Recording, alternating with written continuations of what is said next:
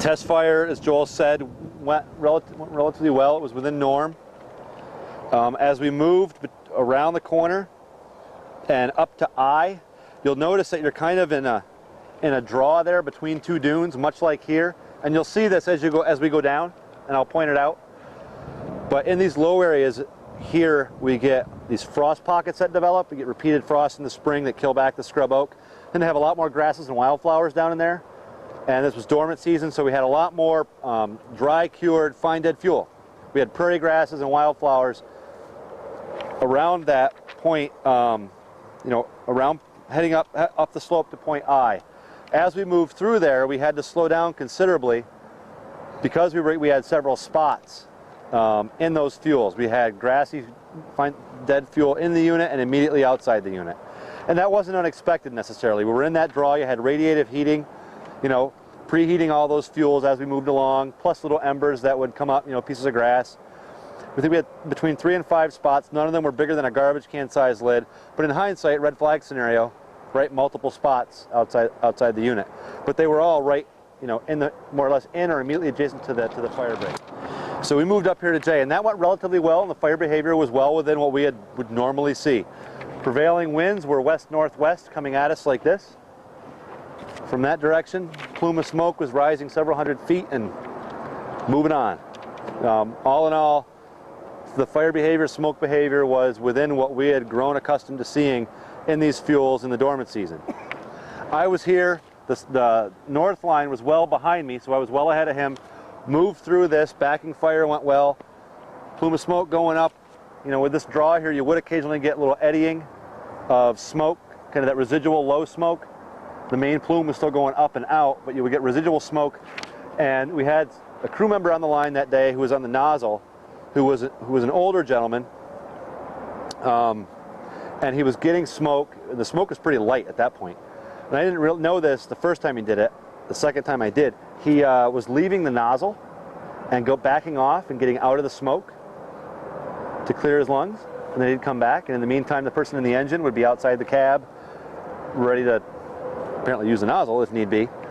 So that was kind of a red flag for me in hindsight, that he was backing off and then coming back when he got his lungs cleared.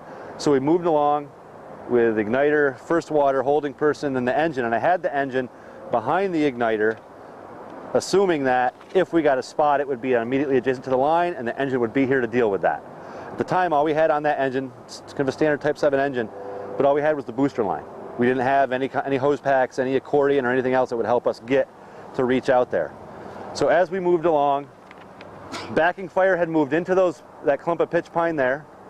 This was black, well to the top of the ridge line here and slightly beyond. The north line was still well behind me, so effectively we had a backing fire and black, and then this flanking backing fire moving across the slope this way as we went along, which was working really well. And at this point, we were thinking we were nearly done. I could see where he was, he could see where I was. At the time, I was beyond this clump of pitch pine here, and maybe 50 to 80 feet from the point that you walked around, when we had that easterly wind gust that came in at just the wrong time. All of those pitch pine were preheated from the backing fire that was still working through them. We had, I think, 1 or 2 trees. The whole clump of pitch pine didn't go up. It was just a couple of trees that torched, sent an ember, probably a pine cone, 200 feet from there into this unit behind you, kind of between these two snags and the highway, down in the bottom of that draw. So 200 feet off the line. When that happened, that little easterly push, this whole little gully here the time was full of smoke. So we held up. We had torching on the line, which was never a good thing. So we held up ignition, waited. Sure, that wind event lasted all of a minute, maybe 2 tops. Smoke, everything moved back that way with the prevailing winds. Almost all the smoke cleared, and it was obvious there was still smoke coming up out of there.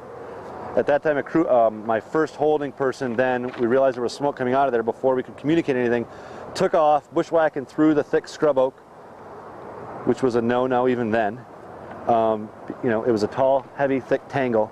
You wouldn't want to walk through it anytime, let alone when there's fire on the ground and you got a full metal Indian can on your back. It's easy for this stuff. If you've ever walked through scrub oak, it practically reaches out and grabs you and snags you. You get hung up on it very easily. So he went down, and when he came back out, reported that he was down there for several minutes, it seemed like an eternity. He reported a spot that was initially the size of like a Volkswagen Beetle. Did he have a radio? I don't remember if he had a radio or not. I think he did. Do you remember, Joel? If he had a radio? So he said that he proceeded to put out the backing part of it, create some black, jumped into that and started working around the flank. And by the time he got around the one flank to start dealing with the head was already getting too big and moving away from him, and he knew enough to come out. We saw how big the fire was. It went between there and this ridge. It went from 4 to 6 foot flame lengths to flame lengths that were probably almost twice as high as those pitch pine you see behind you. The initial attack wasn't going to work. We had a person on my line. The bag phone at the time was in my engine. So he called 911, and then my crew went out to 155, basically straight out, and waited further instructions as the rest of the crew was doing what they were being instructed to do here. Between the test fire and where we're standing now, we had 3 radios go dead, one of which was the Burn Boss trainee's radio. And do you remember how you got a radio?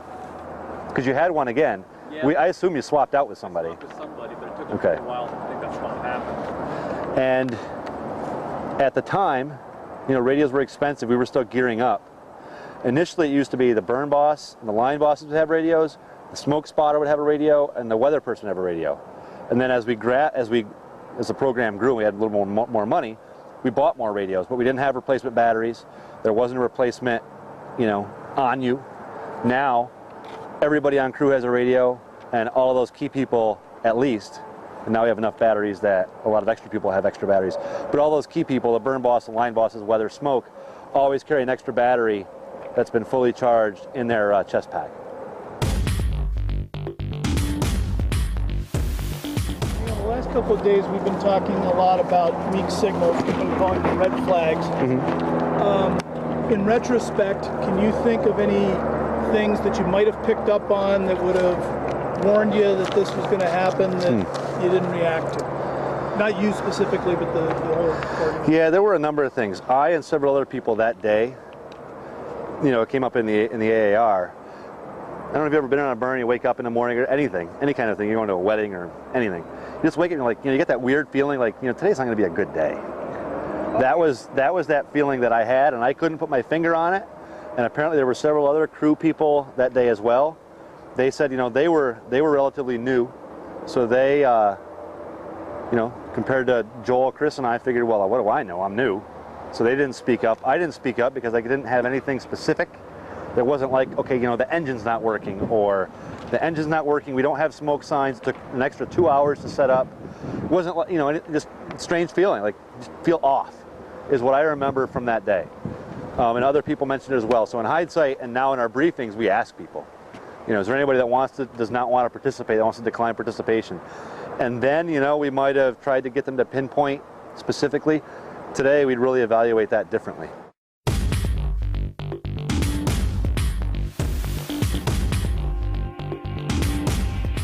And, you know, we learned a number of things that day, but now we don't do that.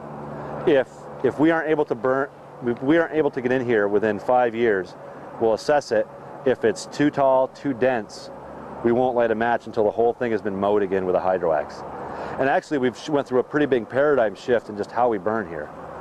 Getting away from dormant season burns and this stuff to growing season mechanical and fire treatments in combination in a single season. So in June, once it's green, bring the hydro axe in, mow it down, let it green back up.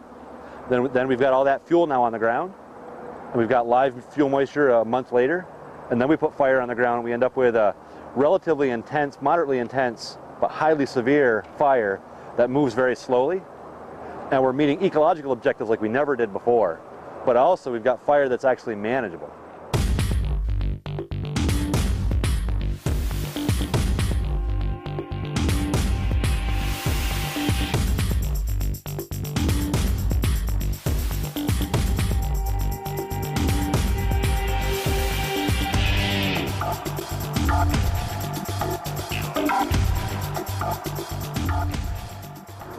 set the scene a little bit for you. There was none of this aspen here that you see behind you or over here, but there was about between like, I don't know, 6 and 8 foot tall scrub oak, very thick all around. It was all behind you, and all here was all scrub oak as well.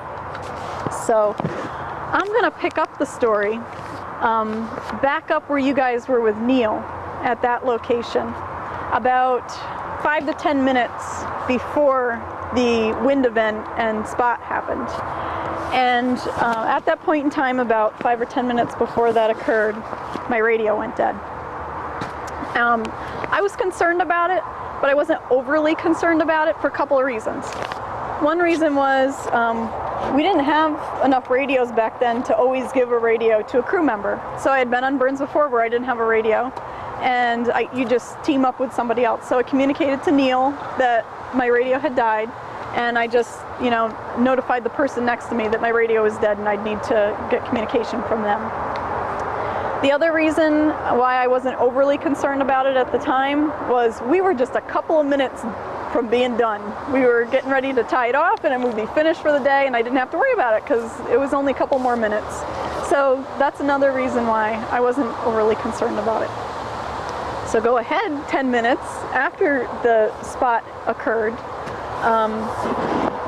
The next communication I remember receiving is from Neil that I was to go and meet Brent at the FAV.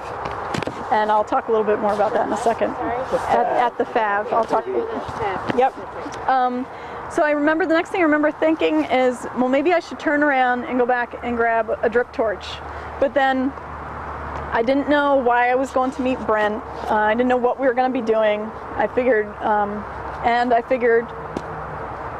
wrongly of course, that there would be one on the truck when I got there. So I didn't. I just continued down the trail to meet up with Brent. Brent and I met up at the Frost Pocket, and I'm sure these guys pointed out the Frost Pocket to you when you were coming around, where we both got into the truck and started driving along the trail to this location.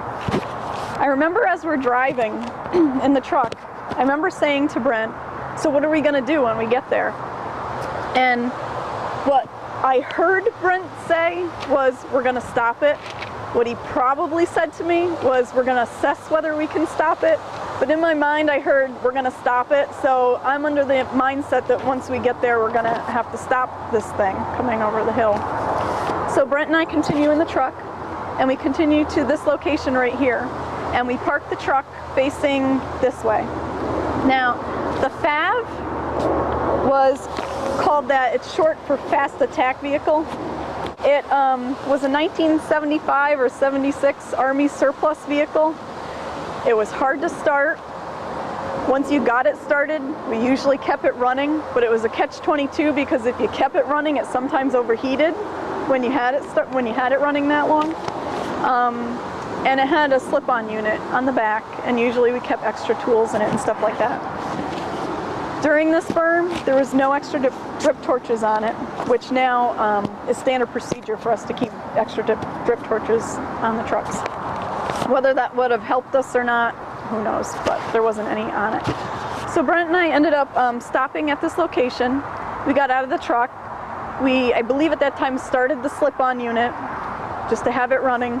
And we turned and looked towards the location of the spot, which is right behind you, that way. At that time, we had to stand here for a couple minutes because we just saw a little bit of smoke coming up. We couldn't really tell at that point in time, you know, what was going on. So we waited for, it could have been like 2 or 3 minutes. It seemed like we were standing here for an hour just waiting to see what was going to come over the hill. I was under the impression when I left the line up there that that was the point that everybody was leaving and that they were calling 911. I didn't find out till later that when the fire came over the hill and Brent saw it, that's when he called Chris, and that's when 911 was notified at that point in time. So the fire started coming over the hill, you know, about where those tall pitch pines are. It was a little bit in front of that. At that point in time is when we first noticed our very first spot fire over here and behind us here on the other side of the trail. The moment that Brent called to tell Chris to call 911 is probably when we should have left, looking back on it. But for some reason, we stayed. I don't know if we're still under the mindset, you know, there's a huge wide break here, it's coming down slope, maybe we can stop it, you know, if there's just a couple spots. But Brent grabbed a tool and ran into the scrub oak over here to assess the spot, maybe to see whether, you know, how big it was, if he could stop it. At the same time, I was kind of under the same mindset, so I grabbed the hose and started dragging hose out to go into the scrub oak. As soon as I got to the big wall of scrub oak, though, I stopped, because there was no way I could walk into it, drag the hose through it, be any sort of effective with it. And I kind of knew at that point in time we weren't staying to stop this. When I was winding up the hose on the reel and waiting for Brent to come out of the scrub oak, my goggles had fogged up because I had these kind of big old goggles and they were too big for my face. So I took them and put them up on my helmet. And when I did that, I started getting burns on my face. I had gotten the hose all back up into there. Since Matt had just lit that off, I ran, got Brent, and told him under no circumstances were we staying here, that we were going to get into this truck and leave. So Brent and I came out of this scrub oak. At the same time, there was a fire whirl happening right here on this corner, right behind those pitch pine trees, that was about 3/4 of the way as tall as that pitch pine tree. It was too hot for us to get in on the passenger side, so I went and got in on the driver's side, and Brent was running behind me and got in on the driver's side as well. From that point, we just drove straight out of here to Route 155, and there was fire here, there was fire over here, and there was fire at this time on this side of the trail.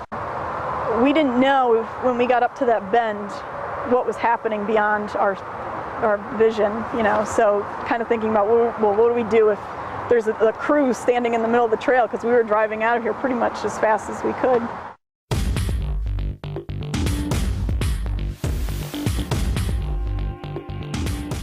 What would be your most important lesson learned from your part of this as you look back? Communication. Even if you don't think something is important to tell the next person up in the chain, just do it anyway. Yeah. And be, I think for myself, it would probably be a little more assertive when you have, you know, when you have a hunch about something or think about something. How much of a factor do you think complacency was? I've heard a few times people say we've done worse, we've done a lot more. I think a lot of, especially the weather, a lot of the weather was normalized, I think, by the staff a little bit, especially the, you know, squirrely winds, as they were called, because we see it all the time. It may have set up a real red flag to someone that wasn't familiar with the area, but yeah, I think we could have normalized it a little bit.